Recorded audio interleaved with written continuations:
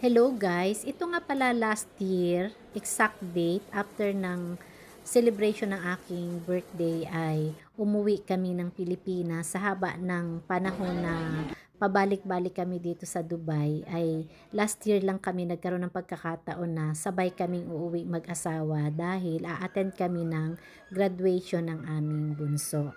Maaga nga kaming nakapag-check-in guys at umikot-ikot muna kami dito sa duty free, nag-window shopping sa mga perfume at pagkatapos niyan ay nag-breakfast din kami dito sa mga restaurant dito na sa loob ng duty free. Dito na rin kami nagtambay at waiting hanggang sa mag-announce kung kailan kami magbo-boarding. Paalaala lang guys sa mga tourist na pumupunta dito at namimili lalo na sa mga gold kung namimili kayo ng gold at gusto ninyong mabawi or ma-refund yung inyong tax ay mas maaga kayong mag-check-in para meron ditong lugar kung saan ninyo makukuha yung tax na ibinayad ninyo kasi tuwing bibili kayo ng products sa labas or mag-shopping merong tax pero pag tourist kayo ipapakita nyo lang yung resibo at kung ano yung binili ninyo dito sa loob na ng immigration mababawi ninyo yung tax na ibinayad ninyo. Madalas din naming flight na kinukuha pa uwi ay panggabi para parang natulog ka lang sa biyahe at pagising mo nga ay andito ka na sa Pilipinas at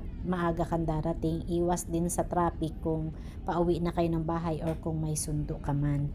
Ito na nga, pagdating namin ng Pilipinas, napakaganda ng weather. Kung makikita ninyo, ang ganda ng panahon sa taas pa lang at eto na yung time na naglanding kami, smooth at walang problema. Very relaxing ang aming biyahe.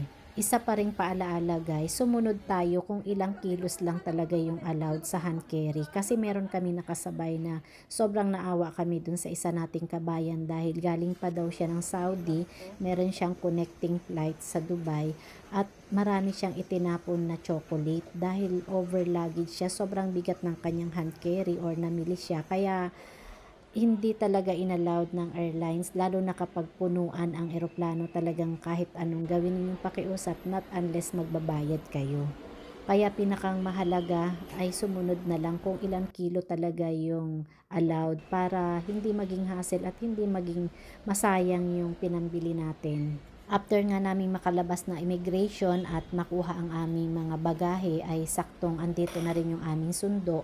Ang aming mga anak ay nakakatuwa dahil silang tatlo ay available na magsundo sa amin. Yung isa nga dyan ay galing pa sa kondo, doon na rin siya dumiretso sa airport at sabay-sabay na kaming uuwi ng bahay. At finally, eto na, nandito na kami sa bahay at hindi lang yung tatlong anak namin ang excited na magsundo sa amin. Nakikita nyo naman ang aming mga four babies ay very excited rin kaming makita at sumalubong sa amin.